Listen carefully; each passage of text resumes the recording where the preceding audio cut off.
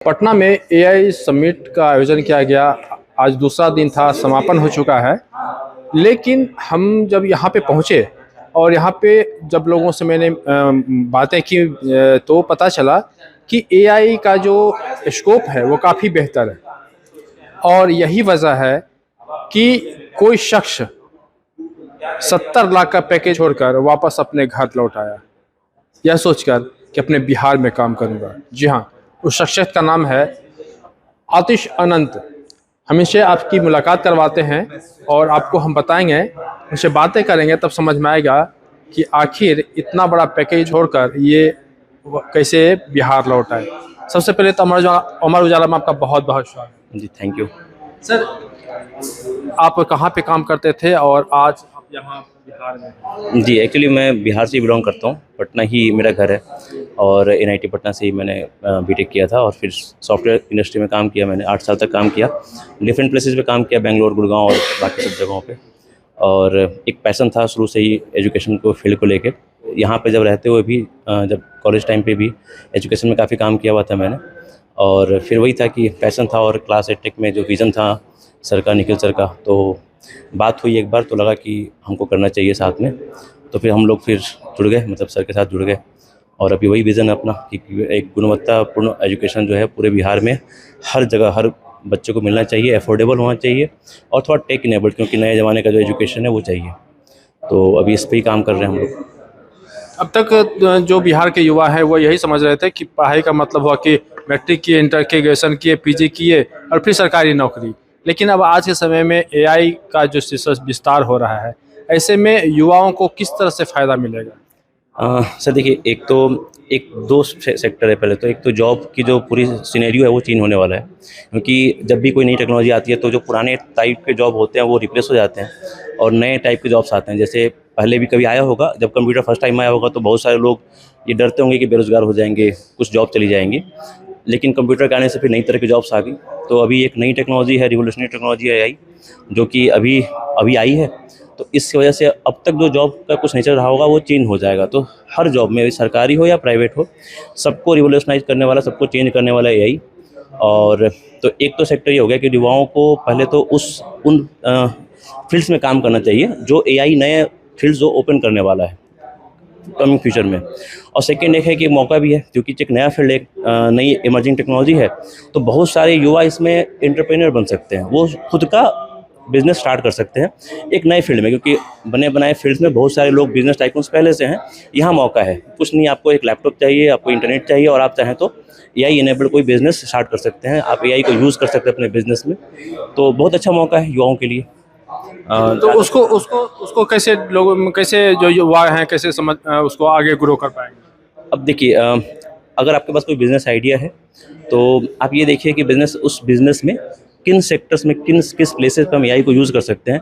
वो आपका basically labour cost, मतलब ह्यूमन कॉस्ट बचाएगा, आपके इफ़िशियंसी को बढ़ाता है। तो थोड़ा वो एक्सप्लोर करना पड़ेगा। जैसे आज एआई समिट में यही सब बातें हुई हैं। लगभग हम लोगों ने सारे डोमेन को टच किया है, एजुकेशन, इंडस्ट्री, हेल्थ केयर और सारे डोमेन में बहुत सारे अभी जो स्टॉल्स लगे हुए थे, इन लोगों ने बहुत इंटरेस्टिंग आइडिया पिच किया था। जैसे कि मैं आपको एग्जांपल देता हूँ। अभी मैंने देखा था एक स्टॉल में एक आइडिया हुआ था कि एक मोबाइल में ऐप होगा आपके पास बेसिकली, और अगर कोई एक्सीडेंट वगैरह होता है तो उस ऐप के थ्रू सारा इंफॉर्मेशन जो है, ताकि आप तक मदद टाइम पे पहुंच सके, वो ऑटोमेटिक चला जाएगा। जैसे अभी होता है ना, कई बार केस होता है कि लोग एक्सीडेंट हो गया, कोई गिरा हुआ है, कोई कॉल नहीं कर रहा, कोई मदद नहीं कर रहा, और उस वजह से वीडियो बना रहे हैं। हाँ, वीडियो बना रहे हैं लोग। लेकिन अगर मोबाइल में ऐप है, अगर आपका मोबाइल जिंदा है, मतलब मोबाइल अगर डेड नहीं हुआ है, तो फिर वो सारा सब कुछ इन्फॉर्मेशन तुरंत चला जाएगा, ऑटोमेटिक कॉल हो जाएगा नियरेस्ट स्टेशन को, नियरेस्ट एम्बुलेंस को। तो वहाँ से आपको तक मदद पहुँच सकती है, आपका एक प्रिसाइज लोकेशन मिल जाएगा। तो एक आइडिया, जैसे कि किसी ने ये पिच किया, अब अगर वो इसको आगे बढ़ाते हैं, उन्होंने बात की होगी इन्वेस्टर से, तो उनका अगर आइडिया पसंद आता है तो लोग फिर, ये एक बिजनेस मॉडल है बेसिकली, अगर वो चाहें तो ये ऐप्स को सेल कर सकते हैं आगे जाके। तो ऐसे बहुत सारे आइडियाज़ हैं। लोग नए नए आइडियाज़ को ढूंढ सकते हैं, कहाँ पे गैप है, कोई समस्या सॉल्व करना, उसको सॉल्व कर सकते हैं। अच्छा, आपका जो आप बाहर में जहाँ पे काम कर रहे थे, 70 लाख का आपका पैकेज था और उसने आपने छोड़ दिया, क्या सोचे छोड़ दिया? देखिए, अब बताया कि एक तो पहले एजुकेशन ही मेरा मतलब पैशन रहा है, और तो एक पैशन वाली चीज़ होती है कि काम करने में मज़ा आना चाहिए। तो अभी ये जो पर्टिकुलर फील्ड है एजुकेशन वाला, इसमें मैं काम करने में काफ़ी कंफर्टेबल हूँ। कॉलेज टाइम पे भी किया था, यही काम किया था, मतलब कॉलेज पढ़ता था मैं, और शाम को पढ़ाता भी था। तो पैशन वाली चीज़, सबसे बड़ी चीज़ पैशन का ही। और सेकंड ये था कि कहीं ना कहीं एक दिमाग में था कि बिहार के लिए कुछ करना हो। ये काम तो मैं कहीं भी कर सकता था, बैंक में गुड़गांव में था लास्ट टाइम, गुड़गांव में इस काम को मैं चालू कर सकता था, बट वो था कि आके करना बिहार में ही है, बिहार के लोग हैं हम लोग, तो कुछ तो करना चाहिए। तो सारी हमारी टीम के कोर मेंबर सब लोग बिहार के ही हैं, बेसिकली क्लास 8 तक बिहार से ही जन्मा हुआ है और बिहार के लिए ही करना चाहता है। तो सेंटर बिहार होगा, एक्सपैंड करेंगे ऑल ओवर इंडिया, बट चालू यहीं से करना है। तो वो एक विज़न था बेसिकली उसके लिए। बिहार के युवा को क्या कहें? हम बिहार के युवा को यही कहेंगे कि आपके अंदर टैलेंट है, आपके अंदर प्रतिभा है, और आप ही लोग हर जगह काम करते हैं। अभी किसी भी कंपनी की बात कर लीजिए, कोई भी आईटी सेक्टर कंपनी हो, बेंगलोर और गुड़गांव और पुणे हैदराबाद की कंपनियों में आधे से अधिक तो बिहार के लोग काम करते हैं।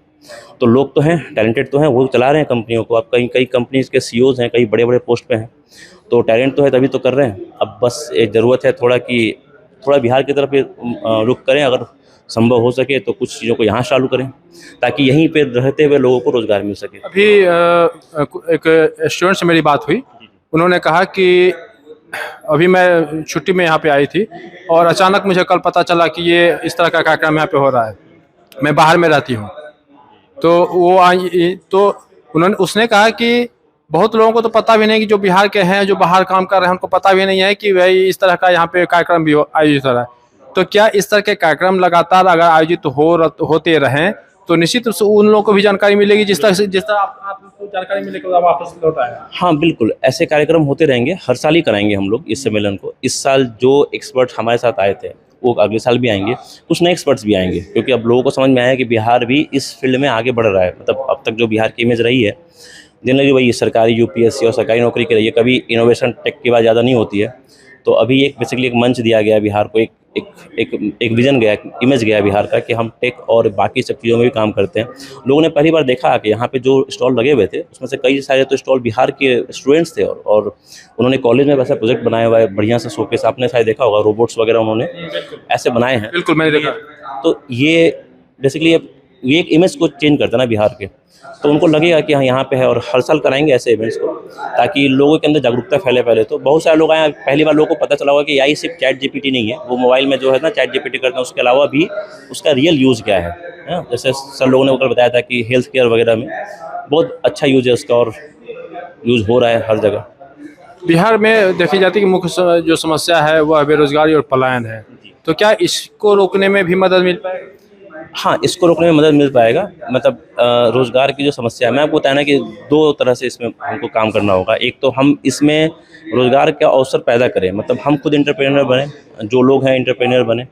कुछ क्योंकि ये नई टेक्नोलॉजी है तो इसमें आपको एंट्री करना आसान होता है। आप अगर कल को सोचेंगे कि अगर मुझे पेट्रोल का बिज़नेस खोलना है, आप नहीं खोल सकते ना, क्योंकि बहुत पहले से लोग हैं, बड़ी कंपनीज़ हैं, आप नहीं कर सकते।